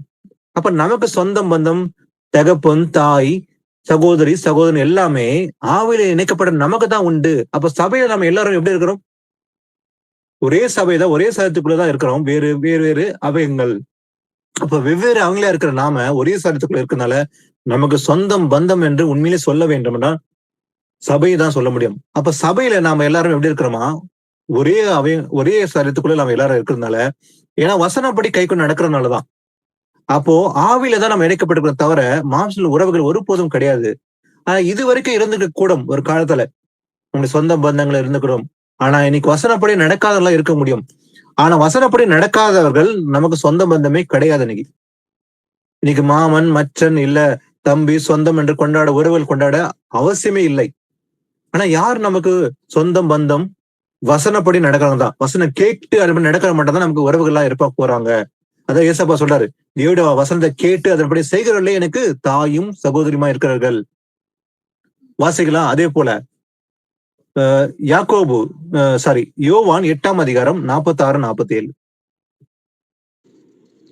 என்னிடத்தில் பாவம் உண்டென்று உங்களில் யார் என்னை குற்றப்படுத்த கூடும்? நான் சத்தியத்தை சொல்லி இருக்க நீங்கள் ஏன் என்னை விசுவாசிக்கிறதில்லை? தேவனால் உண்டானவன் தேவனுடைய வசனங்களுக்கு செவி கொடுக்கிறான். நீங்கள் தேவனால் உண்டாயிராதபடியினால் செவி கொடாமல் இருக்கிறீர்கள் என்றார். ஆமென். ஏசப்பா பாருங்க, அவங்களை பார்த்து சொல்றாரு, என்னிடத்தில் பாவம் உண்டென்று உங்களில் யார் என்னை குற்றப்படுத்த கூடும்? ஏசப்பா சொல்ற, என்கிட்ட பாவம் இருக்குன்னு யாரா சொல்ல முடியுமா? உங்களால குற்றப்படுத்த முடியுமா? முடியாது. ஏன்னா அவர் பரிசுத்தர். இயேசு கிறிஸ்து பரிசுத்தர், சுத்த கண்ணர் அவர். ஏன்னா நான் சத்தியத்தை சொல்லி இருக்க நீங்கள் ஏன் என்னை விசுவாசிக்கிறது இல்லை? அப்ப இயேசு கிறிஸ்து பேசுகிற ஒவ்வொரு வார்த்தையும் சத்திய வசனங்கள். அவருடைய வசனமே சத்தியம். யோவான் 17:10 படி இயேசு கிறிஸ்து பேசுகிற ஒவ்வொரு வார்த்தையும் சத்தியமா இருக்கிறது. அப்ப இயேசு கிறிஸ்து பேசுறாரு, அந்த சத்தியத்தை சொல்லி இருக்க நீங்கள் ஏன் என்னை விசுவாசிக்கவில்லை? இப்போ அந்த வசனம் பேசும்போது, அந்த வார்த்தை கேட்கும்போது அவங்க விசுவாசமே இல்லாத ஜனங்களா தான் இருந்தாங்க யூதர்கள். ஏன்னா தேவனால் உண்டானவன் தேவனுடைய வசனங்கள் செவி கொடுக்கிறானா. அப்ப இன்னைக்கு கூட வசனம் பேசும்போது செவி கொடுக்கிறவன் யாரு? தேவனால் உண்டானவன் மட்டும் தான் செவி கொடுப்பான். இதுல கண்டுபிடிக்க முடியும் யார் தேவனால் உண்டானவன் இல்லை என்பதை கண்டு கொள்ள இந்த வசனம் மூலமா தான் கண்டு கொள்ள முடியும்.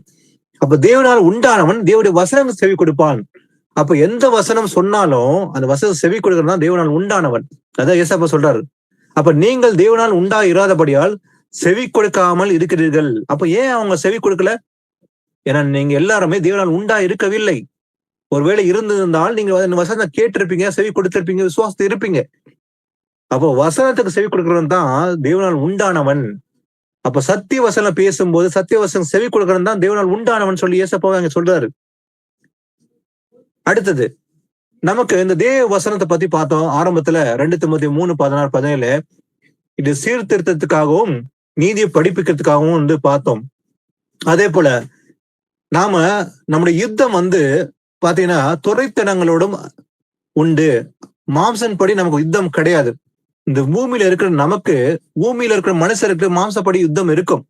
அவனுடைய யுத்தம் எல்லாமே மாம்சப்படிதான். நமக்கு மாம்சத்தோட ஒரு போதும் யுத்தம் கிடையாது. ஏன்னா வசனம் சொல்லுது, மாம்சத்தோடும் ரத்தத்தோடும் அல்ல, துரைத்தனங்களோடும் அதிகாரங்களோடும் இப்பிரபஞ்ச அந்தகார லோகாதிபதியோடும் வான மண்டலங்களில் உள்ள பொல்லாத ஆவிகளோடும் சேனைகளோடும் நமக்கு போராட்டம் உண்டு. அப்ப நம்முடைய யுத்தம் ஆவிக்குரிய யுத்தமா இருக்குது. அதுக்கு முக்கியமா தேவை எதுன்னு பார்க்கலாம். எபேசியர் 6:17 வாசிக்கலாம். இரட்சணியம் என்னும் தலைச்சீராவையும் தேவ வசனமாகிய ஆவியின் பட்டயத்தையும் எடுத்துக்கொள்ளுங்கள். ஆமென். ரட்சணி என்னும் தலைச்சீரு, ஹெல்மெட் ஆஃப் சால்வேஷன். அப்போ ஒரு போர் வீரனுக்கு தேவை பட்டயம், தலைச்சீரு, கவசம், மார்க்கவசம். இது எல்லாமே ஒரு போர் வீரனுக்கு தேவை. நாமும் ஒரு போர் வீரன் தான். ஆனா நம்முடைய யுத்தம் மாம்சத்தோடு அல்ல, துரைத்தர்களும் அந்தகார லோகாதிபதியும் நமக்கு யுத்தம் உண்டு. ஸ்பிரிச்சுவல் வார் தான் நமக்கு உண்டு. பிசிக்கல் வார் நமக்கு கிடையாது. நமக்கு அதுக்கு தேவையானது எது? ஸ்பிரிச்சுவல் வார்ஃபேருக்கு தேவையானது ஸ்பிரிச்சுவல் திங்ஸ். எது? ரட்சணை என்னும் தலைச்சீரு தேவை. அதே போல தேவ வசனமாகிய ஆவியின் பட்டயத்தை எடுத்துக்கொள்ள வேண்டும். அப்ப நம்ம ஆவிக்குரிய யுத்தத்தில் ஜெயிக்க வேண்டும் என்றால் நமக்கு தேவை தேவ வசனம். இதுதான் நமக்கு இருபுறம் கருக்குள்ள பட்டயம் என்று நம்ம வாசித்தோம் இல்லைங்களா? டபுள் எட்ஜ் ஸ்வொர்ட் எது? தேவனுடைய வசனம். இது எடுத்துக்கொண்டால் மட்டுமே நம்ம யுத்தத்தை வெற்றி பெற முடியும். அப்ப துரைத்திரங்களும் இதுல வாசிங்க. இதுல அந்த 12ஆம் வசனத்தை வாசிங்க அப்படியே. ஏனெனில் மாம்சத்தோடும் இரத்தத்தோடும் அல்ல, துரைத்தனங்களோடும் அதிகாரங்களோடும் இப்பிரபஞ்சத்தின் அந்தகார லோகாதிபதிகளோடும் வான மண்டலங்களில் உள்ள பொல்லாத ஆவிகளின் சேனைகளோடும் நமக்கு போராட்டம் உண்டு. ஆமென். துரைத்தனங்களோடும் வான மண்டலத்தில் உள்ள பொல்லாத சேனைகள் நிறைந்திருக்கிறது. அது கண்ணால பார்க்க முடியாது. இப்பிரபஞ்சத்தில் லோகாதிபதி பிசாசின் கூட்டத்தோட நமக்கு போராட்டம் உண்டு. அப்போ நமக்கு தேவையானது பிசிக்கல் வார்ஃபேருக்கான தேவையானது அல்ல. எது தேவை? ஸ்பிரிச்சுவல் வார்ஃபேர் தான் நமக்கு இருக்குது. அதுக்கு தேவையானது எது? தேவ வசனம். அப்போ நமக்கு பட்டயம் தேவைன்னாக்கா எப்படிப்பட்ட பட்டயம்? தேவ வசனம் வேணும். ஏன்னா அந்த தேவ வசனமாகிய ஆவியின் பட்டயத்தை எடுத்துக்கொள்ள வேண்டும். அப்போதான் நம்ம வெற்றி பெற முடியும். அப்போ வசனத்தை எடுத்துக்கொள்வதுன்னா என்ன? வசனத்தை நமக்கு பைபிளை எடுத்து கையில வைக்கிறதுனாலயா? இல்ல நம்ம கையில வைத்துக் கொள்வதனால, படுத்துக் கொள்ளும் போது பக்கத்துல வைத்துக் கொள்வதனால அல்ல. வசனத்தை கேட்டு உணர வேண்டியது, காத்து கொண்டு கை கொண்டு நடக்கும் போதுதான் நமக்கு அது பட்டயமா இருக்கும். வசனம் 1000 பேர் கேட்பாங்க. இன்னைக்கு உலகத்துல நிறைய பேர் கேட்கறாங்க வசனம். ஆனா கை கொண்டு நடக்காத அதிகதான் இருப்பாங்க. ஒரு புறஜாதிக்கு போய் சொல்லுங்க, நிறைய பேர் புறஜாதி கொண்டு எனக்கு வசனம் கேட்கறாங்க. சரி நல்லதுன்னு சொல்லுவாங்க. ஆனா வசனம் கேட்பதுனால அல்ல, கேட்டு அதன்படி நடக்க வேண்டும். அதை ஏசப்பா எதிர்பார்ப்பது எல்லாம் இது கற்பனை கை கொள்ளதான் ஏசப்பா அநேக இடங்களை பார்க்க சொல்றது. கற்பனை கை கொள்ள வேண்டும். அப்போ வசனத்தை எடுத்துக்கொண்டு கை கொண்டு நடந்து மட்டுமே நமக்கு வெற்றி உண்டு. தேவ வசனமாக ஆவியின் பட்டத்தை எடுத்துக்கொள்ளுங்கள். வசனத்தை எடுத்துக்கொள்ள வேண்டும். அதை வாசிக்கணும், அதை கேட்கணும், அதை கை கொண்டு நடக்கணும். அப்பதான் நம்ம யுத்தத்துல வெற்றி பெற முடியும். ஆமோஸ் 8:11 வாசிக்கலாம். ஆமோஸ் 8:11.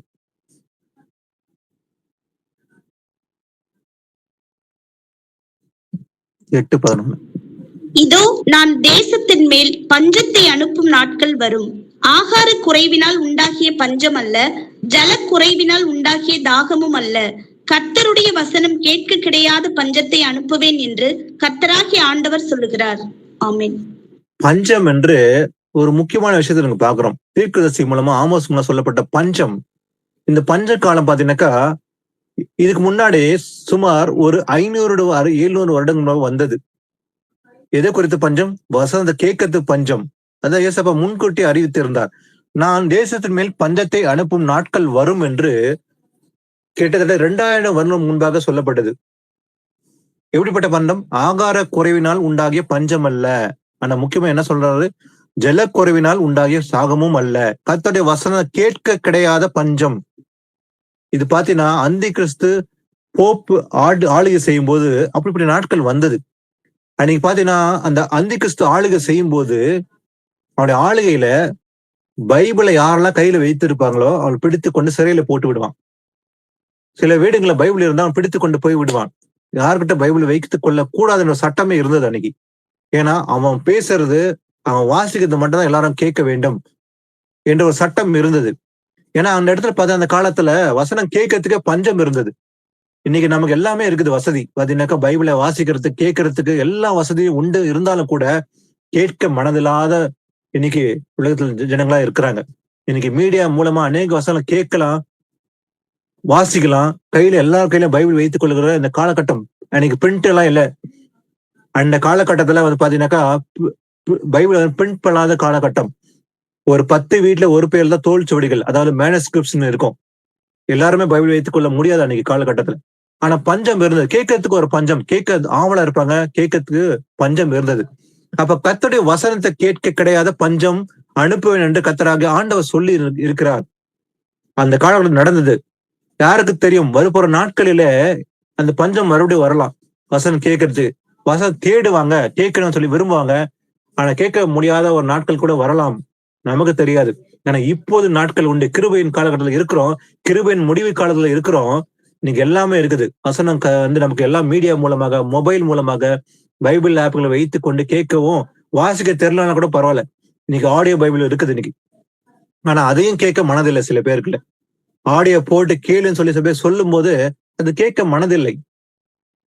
ஆனா இன்னைக்கு எல்லா மீடியா மூலமாக, பிரிண்டட் மூலமாக பைபிள் எல்லா மொழிகளிலும் பெயர்க்கப்பட்டு எத்தனை பைபிளாலும் வாங்க முடியும் நமக்கு இன்னைக்கு.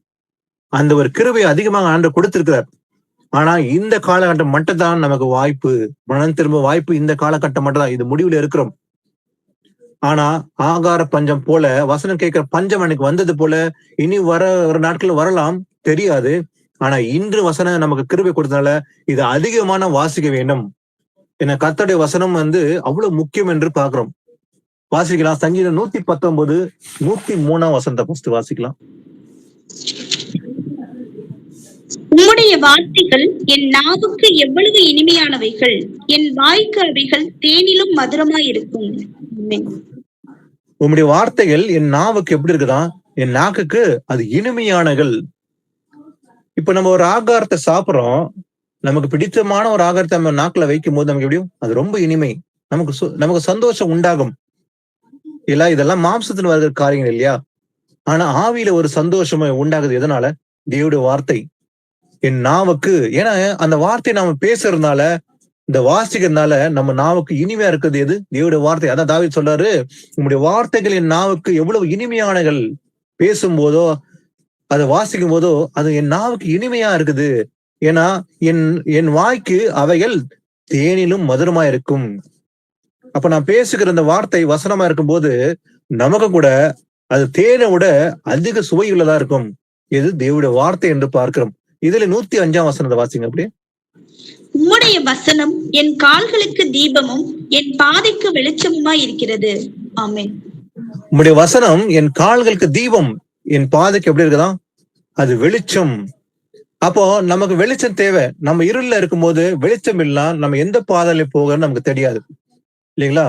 ஆனா நாம நடக்க வேண்டிய பாதை எது வந்து அறிந்து கொள்வதற்கு, ஜீவ பாதை நடப்பதற்கு தேவையானது தேவனுடைய வார்த்தை, அவருடைய வசனம். ஏன்னா நம்முடைய பாதைக்கு வெளிச்சம் தான். வெளிச்சம் இருந்தாதான் நம்ம நடக்க முடியும் எந்த பாதையில போகிறது என்று வாசிக்கலாம். யாக்கோபு 1:21 வாசிக்கலாம். ஆகையால் நீங்கள் எல்லாவித அழுக்கையும் கொடிய துர்க்குணத்தையும் ஒழித்துவிட்டு உங்கள் உள்ளத்தில் நாட்டப்பட்டதாயும் உங்கள் ஆத்துமாக்களை ரட்சிக்க வல்லமை உள்ளதாயும் இருக்கிற வசனத்தை சாந்தமாய் ஏற்றுக்கொள்ளுங்கள். ஆமென்.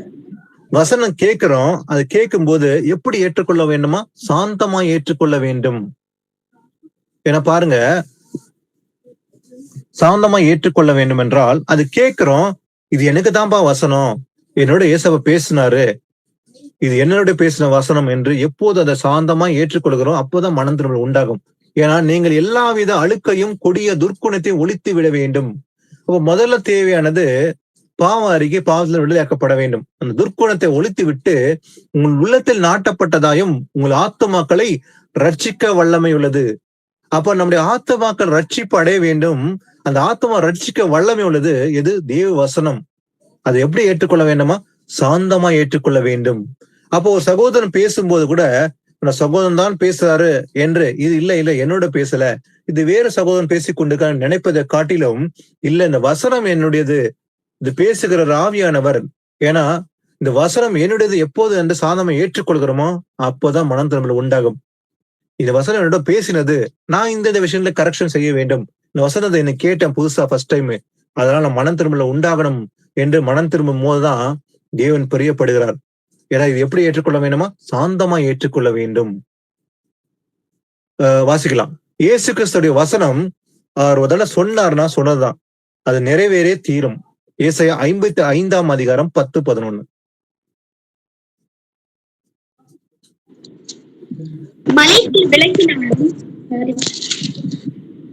மாரியும் மழையும் வானத்திலிருந்து இறங்கி அவ்விடத்திற்கு திரும்பாமல் பூமியை நனைத்து அதில் முளை கிளம்பி விளையும்படி செய்து விதைக்கிறவனுக்கு விதையையும் புசிக்கிறவனுக்கு ஆகாரத்தையும் கொடுக்கிறது எப்படியோ அப்படியே என் வாயிலிருந்து புறப்படும் வசனமும் இருக்கும்.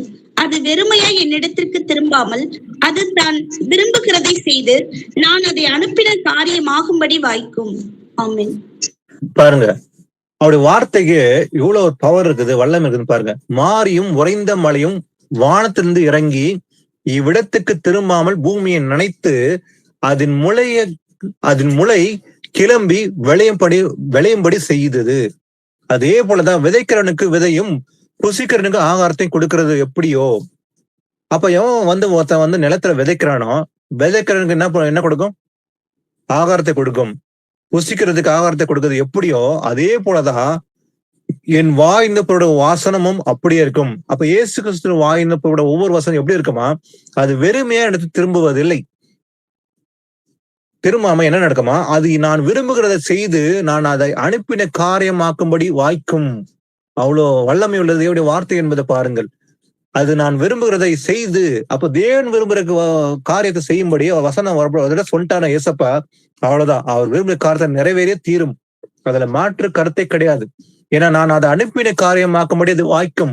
அப்ப எந்த சித்தத்துக்காக அவர் அந்த வார்த்தையை பேசுறாரோ அது கண்டிப்பா வாய்க்க செய்யும். அவர் விரும்புகிற காரியத்தை அது செய்து முடிக்கும். இப்படி வல்லமை உள்ளது. ஏன்னா பாருங்க, விதைக்கிறவனுக்கு எப்படி வந்து ஆகாரத்தை வந்து கொடுக்காம போயிடுமா? கண்டிப்பா ஒருத்தன் விதைக்கிறான், மழை வருது, அது எப்படி வந்து காரியத்தை வாய்க்க பண்ணுதோ அதே போலதான் என் வசனம் வந்து அதே போல 100% அது வாய்க்க செய்யும். அது வெறுமையா திரும்பாது. நான் விரும்புகிற காரியத்தை நிறைவேறும் என்று கர்த்தர் கூறுகிறார். அதே போல இயேசு கிறிஸ்து வந்து நம்மளோட பேசிக் கொண்டிருக்கிறார். அப்ப வேதம் நல்லா அறிந்திருப்போம், வாசித்திருப்போம், எல்லாமே கை கொண்டு இருப்போம். அது 100% கை கொள்வதுதான் தெய்வ சித்தம். ஆனா வசனத்தை கேட்டவர்கள் கை கொள்ளாம போயிட்டாங்கன்னா, வசனம் கேட்கறாங்க. ஆனா யூத ஜனங்களை பார்த்து ஏசப்பா சொல்றாரு, அவங்க கேட்டாங்க, விசுவாசம் இல்லாம கேட்டாங்க. அதான் என்ன நடக்க போதான் வாசிக்கலாம். யோவான் 12:48 வாசிக்கலாம். என்னை தள்ளி என் வார்த்தைகளை ஏற்றுக்கொள்ளாதவனை நியாயம் தீர்க்கிறது ஒன்று இருக்கிறது. நான் சொன்ன வசனமே அவனை கடைசி நாளில் நியாயம் தீர்க்கும். ஆமென். கடைசி நாளில் இயேசு கிறிஸ்துவின் வருகையின் போது நியாயம் தீர்க்க போறது எதனால? எப்படி நியாயம் தீர்ப்பாராம்? தேவனுடைய வசன நிமித்தமாக. ஏன்னா அவர் வார்த்தையா இருக்கிறார். இதோ மேகங்களோடு வருகிறார், கண்கள் யாவும் அவரை காணும், அவரை குத்தினவர்கள் அவரை காண்பார்கள். அப்ப எக்காலத்தோடு தேவதூதர்களோட அவர் வானத்திலிருந்து இறங்கி வருவார். எப்படி வருவாரா? மனுஷகுமாரனா வருவார். வரும்போது என்ன செய்வார்? நியாயம் தீர்க்கும்படி, பாவம் செய்தவர்கள் கீழ்ப்படியாதவர்களுக்கு வசந்த கை கொள்ளாதவர்களுக்கு நியாய தீர்ப்பு கொடுக்கும்படி வருவார். 2வது கூட்டம் கீழ்ப்படிக்கு ரட்சிப்பு அருளும்படி வருவார். ஏன்னா ஏசப்பா முன்கூட்டியே சொல்றாரு, என்னை தள்ளி, இன்னைக்கு வசனம் கேட்கும் போது தள்ளி விட்டார் வசனத்தை, என் வார்த்தைகளை ஏற்றுக்கொள்ளாதவனை. அப்ப இயேசு கிறிஸ்து பேசுகிற வசனங்களை ஏற்றுக்கொள்ளாதவன் என்ன பண்ணுவாரு? நியாயத்திற்கு ஒன்று இருக்கிறதாம். எப்படி நியாயத்திருப்பார்? நான் சொன்ன வசனமே அவனை கடைசி நாளில் நியாயத்திற்கும். அப்ப நியாயத்திற்பு எப்படி செய்வாரா? வசன நிமித்தமாக தான். அப்ப இன்னைக்கு கேட்கிற வசந்த கீழ்ப்படியாம போயிட்டுனா அதே வசந்தை கொண்டுதான் நியாயத்திருப்பார் அவர். இன்னைக்கு வசனம் சொல்வார், அதாவது பொய் சொல்லக்கூடாதுன்னு சொல்லும் போது நம்ம பொய் சொல்லி கொண்டே கேட்கிறோம், பொய் சொல்லிட்டே போயிட்டு இருக்கோம். அப்ப இயேசு கிறிஸ்து வந்துடுறாரு. வந்த பிறகு நியாயத்தீர்ப்பு இருக்கும் கண்டிப்பா. எப்படி நியாயத்தீர்ப்பார்? அவர் சொன்ன அந்த வசனம் நிமித்தமாக தான் நியாயத்தீர்ப்பார். அப்ப இந்த வசனம் உன்னோட பேசினேன், ஆனா நீ கேட்காம கீழ்ப்படியாம போயிட்ட அப்படின்னு சொல்லிதான் நியாயத்தீர்ப்பார். அப்ப நான் சொன்ன வசனமே அவனை கடைசி நாளில் நியாயத்திற்கும். கொலை செய்யாதிருப்பாயாக, விபச்சாரம் செய்யாதிருப்பாயாக, களவு செய்யாதிருப்பாயன்னு சொல்லும் போது அது எல்லாமே கை கொண்டு நடக்காம போயிட்டோம்னா அந்த வசனம் நிமித்தமாக தான் என்ன பண்ணுவார்? நியாயத்திருப்பார் கண்டிப்பா. அப்போ நான் சொன்ன வசனமே அவனை கடைசி நாளில் நியாயத்திற்கும். யார் சொல்ல வசனம்? நான் சொன்ன வசனம் இயேசப்பா சொல்றாரு. அப்ப இயேசு கிறிஸ்து பேசுகிற ஒவ்வொரு வார்த்தையும் சத்தியம். அந்த வசனம் நிமித்தமாக நியாயத்திற்கு போறாரு. அடுத்தது வாசிக்கலாம். யோவான் 15:7 வாசிக்கலாம். நீங்கள் என்னிலும் என் வார்த்தைகள் உங்களிலும் நிலைத்திருந்தால் நீங்கள் கேட்டுக்கொள்வது எதுவோ அது உங்களுக்கு செய்யப்படும். ஆமென். பாருங்க, இது அநேக கிறிஸ்தவர்கள் நினைக்கிறாங்க, நான் ஜெபித்து விட்டால் ஆண்டவர்ட்ட ஏதாவது கேட்டா எனக்கு கொடுத்துவாரு, நான் கண்ணீர் விட்டு சிந்தி கேட்டா கொடுத்து விடுவாரு. சில பேர் ஜெபிப்பாங்களா, எதுக்கு? வரங்கள் வேணும் வரங்கள் வேணும் சொல்லி உபவாசம் பண்ணி பண்ணி இன்னைக்கு கள்ள அசோசியேஷன் பண்றவங்க எல்லாருமே அதான் செய்யறாங்க.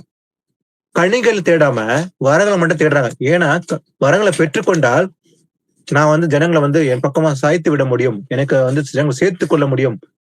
அதாவது பணம் சம்பாதிக்கிறதுக்கே குறியோட சில பேர் செய்யறாங்க. வரங்களை மட்டுமே தேடுறாங்க. இந்த வரத்தினால் அநேக ஜனங்களை பிடிக்க முடியும், என் பக்கமா திருப்ப முடியும் என்று நினைக்கிறாங்க. ஆனா கனி இல்லாம தேவனோட பிரவேசிக்க முடியாது. 9 கனிகள் கலாத்தியர் 5:22-23 சொல்லப்பட்ட கனிகள் இல்லாவிட்டால் தேவனோட பிரவேசிக்க முடியாது. வரங்கள் மட்டுமே இருந்தால் பிரவேசிக்க முடியாது. ஆனா முக்கியமா தேவை கனிகள். வரங்களை 2வது ப்ரிஃபரன்ஸ். எதற்காக? பக்தி விட்டு அடைவதற்காகவும் ஜனங்களை ஆதாயப்படுத்துவதற்காகவும். யாருக்கு? கர்த்தருக்கு. ஆனா இதை விட்டு விட்டு வரங்களை தேடுவாங்களாம். ஆனா இதை முக்கியமா தேடுறது எதனால? ஜெபத்தினால கேட்பாங்க, உபவாசம் பண்ணுவாங்க, எனக்கு இது வேணும் அது வேணும் லிஸ்ட் போட்டு ஆண்டு கேட்பாங்க. ஆனா பாருங்க, நீங்கள் என்னிலும் என் வார்த்தைகள் உங்களில் நிலைத்திருந்தால், அப்ப நாம கர்த்தருக்குள்ள நிலைத்திருந்து அவருடைய வார்த்தை நமக்குள்ள நிலைத்திருந்தால், நீங்கள் கேட்டுக்கொள்வது எதுவோ அது உங்களுக்கு செய்யப்படும். அப்போ நம்ம கேட்கறது எதுவோ அது ஆண்டவர் கர்த்தர் செய்வார். எப்போது? அவருடைய வார்த்தை நிலைத்திருந்தால் மட்டுமே. அதான் பாக்குறோம். 1 யோவான் 3:22 சொல்வது போலவே, அவருடைய கற்பனை நாம் கை கொண்டு அவருக்கு முன்பாக பிரியமான செய்கிறபடியால் நாம் வேண்டிக் கொள்கிறது எதுவோ அதை அவரால் பெற்றுக்கொள்வோம். அப்ப நம்ம வேண்டிக் கொள்ளும் போது பெற்றுக்கொள்வோம். எப்போது? கற்பனை நாம் கை கொண்டு அவருக்கு முன்பாக பிரியமான செய்கிறபடியால். அப்ப கர்த்தருக்கு பிரியமான எது என்று ஆராய்ந்து வசன நிமித்தாக கை கொள்ளும் போதுதான் நமக்கு எதை கேட்கிறோமோ அதை கொடுப்பார் கண்டிப்பா. அதே போல இச்சையின்படி கேட்காம அவர் சித்தப்படி கேட்க வேண்டும். அதுவும் ரொம்ப முக்கியம். கர்த்தருடைய சித்தம் என்னன்னு அறிந்து அதன்படி கேட்டா கர்த்தரும் பிரியப்பட்டு நமக்கு கொடுப்பார். அப்ப நாம என்ன செய்யணும்? கற்பனை கை கொள்ள வேண்டும். அப்ப வசனத்தை கை கொள்வதுதான் அவசியம். யோவான் 6:69 ஃபர்ஸ்ட் வாசிக்கலாம்.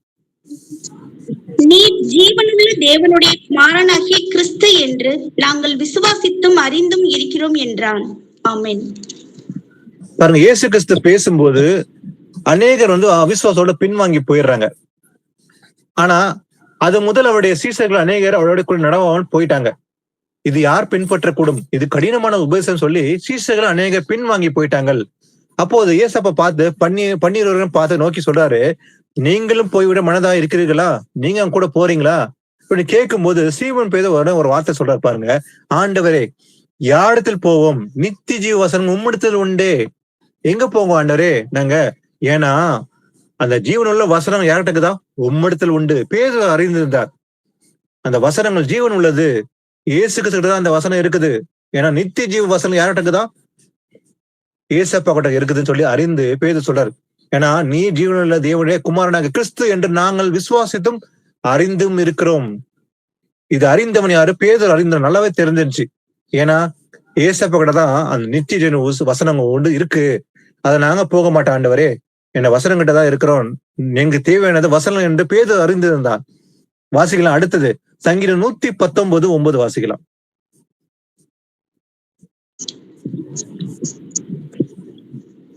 வாலிபன் தன் வழியை எதினால் சுத்தம் பண்ணுவான், உமது வசனத்தின்படி தன்னை காத்து கொள்ளுகிறதினால் தானே. ஆமென். ஒரு வாலிபன் எதனால் சுத்தம் பண்ண முடியும்? இன்னைக்கு வாலிபர் தான் அநேகர் விழுந்து போகிறார்கள். நீங்க உலகத்தின் இச்சையோடு இழுக்கப்பட்டு மொபைல் மூலமாக இன்னைக்கு நவீனமான காரியங்களை பார்த்து அநேகர் வாலிபர் தங்கள் ஆத்துமகளை கரைப்படுத்திக் கொண்டிருக்கிறார்கள். அது எதனால் சுத்தப்படுத்த முடியும்? ஒருபோதும் எதனால முடியாது. தன் வழியை எதனால் சுத்தம் பண்ண முடியும்? உமது வசனப்படி தன்னை காத்து கொள்ளுறதுனாலேயே தானே.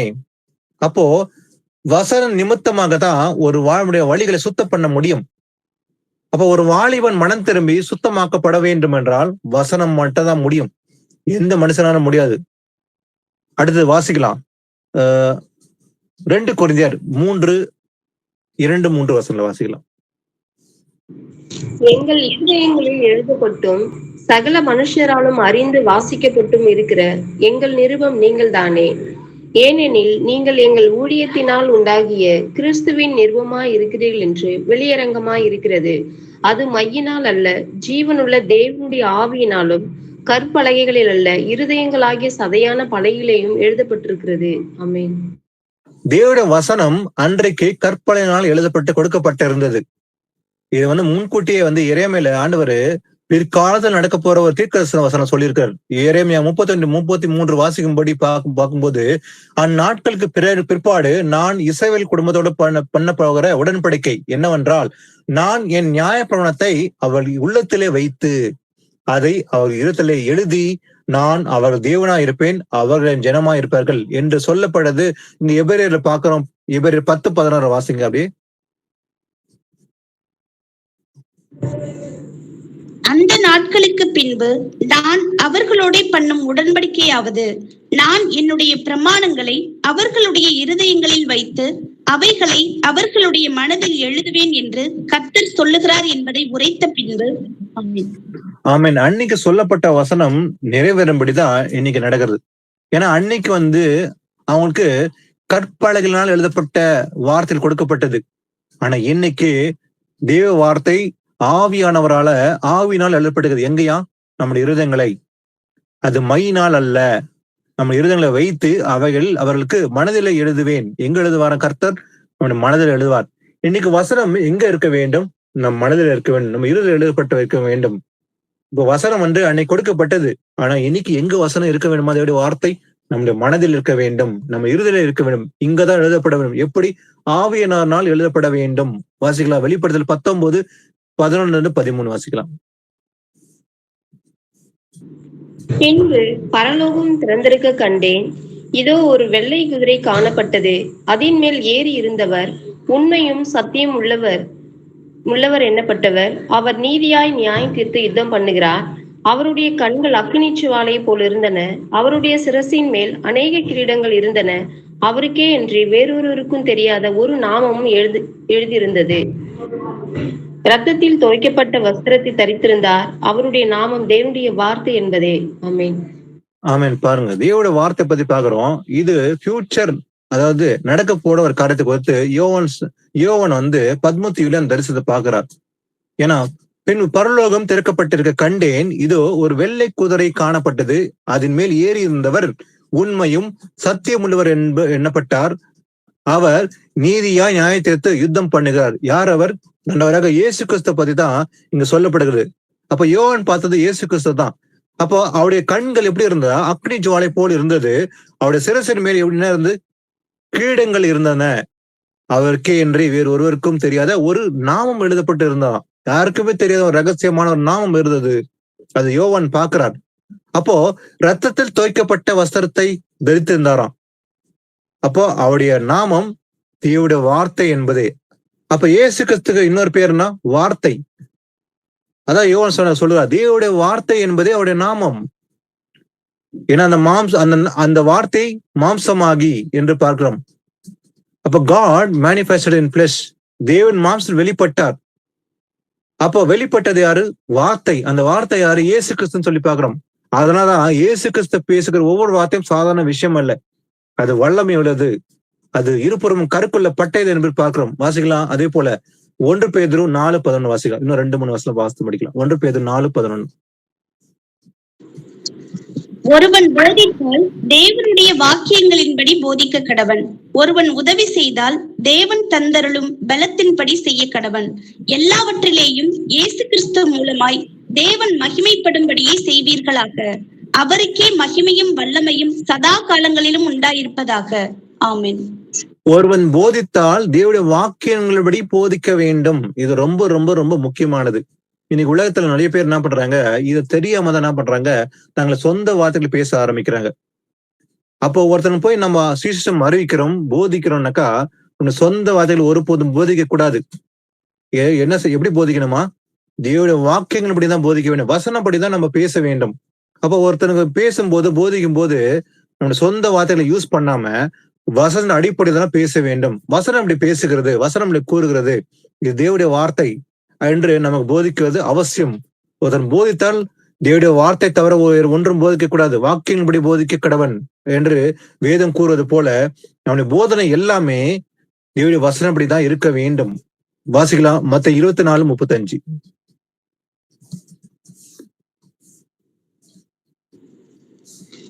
வானமும் பூமியும் ஒளிந்து போம், என் வார்த்தைகளோ ஒளிந்து போவதில்லை. ஆமென். வானமும் பூமியும் ஒளிந்து போனாலும் சரி. ஏன்னா வரப்போற நாட்களில இந்த பூமியை அக்கனிக்கு இரையாக வைத்திருக்கேன்னு சொல்லி ஏசப்பா எச்சரித்து இருந்தார். வரப்போற நாட்கள ஒரு பெரிய யுத்தம் வரப்போகிறது. இந்த வருஷமோ இல்ல அடுத்த வருஷமோ தெரியாது. மகா யுத்தம், 3ஆம் உலக போர் என்று வேதம் சொல்லப்பட்டபடி தெல்லும் தெளிவாக நடக்க போகிறது. இதுல எந்த மாற்றமும் அல்ல. இது வேத சத்தியம். அந்த யுத்தம் நடந்தால்தான் இயேசு கிறிஸ்து வருகை வரப்போகிறது. அப்ப 3ஆம் உலக போர் வரப்போகுது. ஏன்னா அந்த பூமியை அக்கனிக்கு இரையாக வைத்திருக்கிறேன். ஒரு மகா யுத்தம் என்று பெரிய அழிவு, இதுவரைக்கும் பூமி நடக்காத ஒரு பெரிய அழிவு காத்திருக்குன்னு சொல்லி பாக்குறோம். அப்போ இந்த பூமி வேணா உருகி போகும், வானமும் பூமியும் ஒளிந்து போகலாம். ஆனாலும் கூட எது நிற்குமா? என் வார்த்தைகளோ ஒளிந்து போவதே இல்லை. அழியாதது ஒன்றுதான், அது தேவனுடைய வார்த்தை. தேவனுடைய கற்பனை மற்றும் என்னென்று நிலைத்திருக்கும் என்று பார்க்கிறோம். வாசிக்கலாம் கடைசியாக நீதிமொழிகள் 2ஆம் அதிகாரம் 2-5.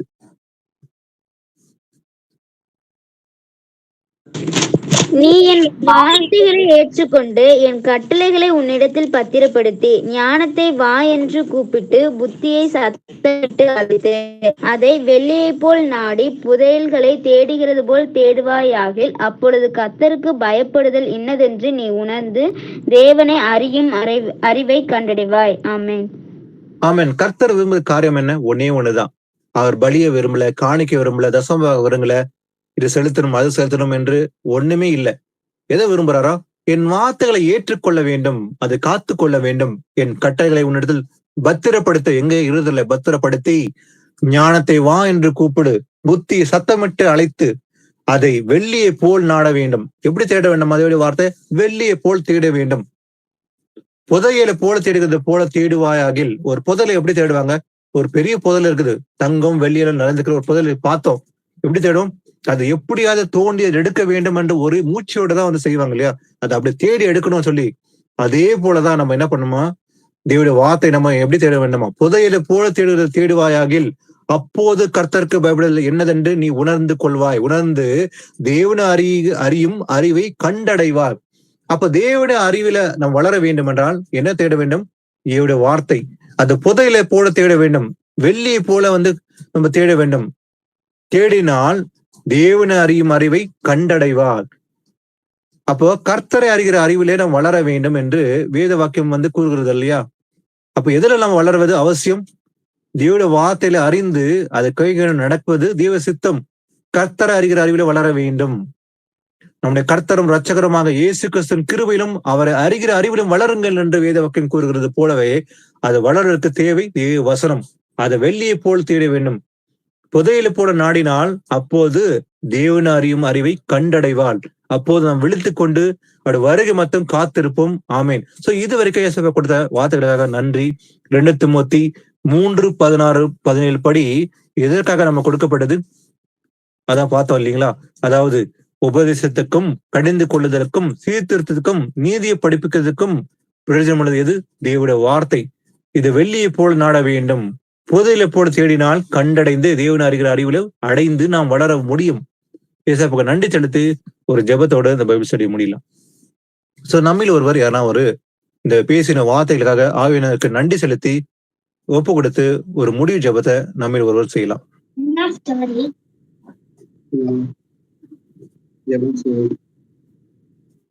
சிஸ்டர்ஸ் யாரா ஒரு முடிவு ஜெபத்தை செய்யறீங்களா? நான் பண்றேன் பிரதர். ஓகே பண்ணுங்க.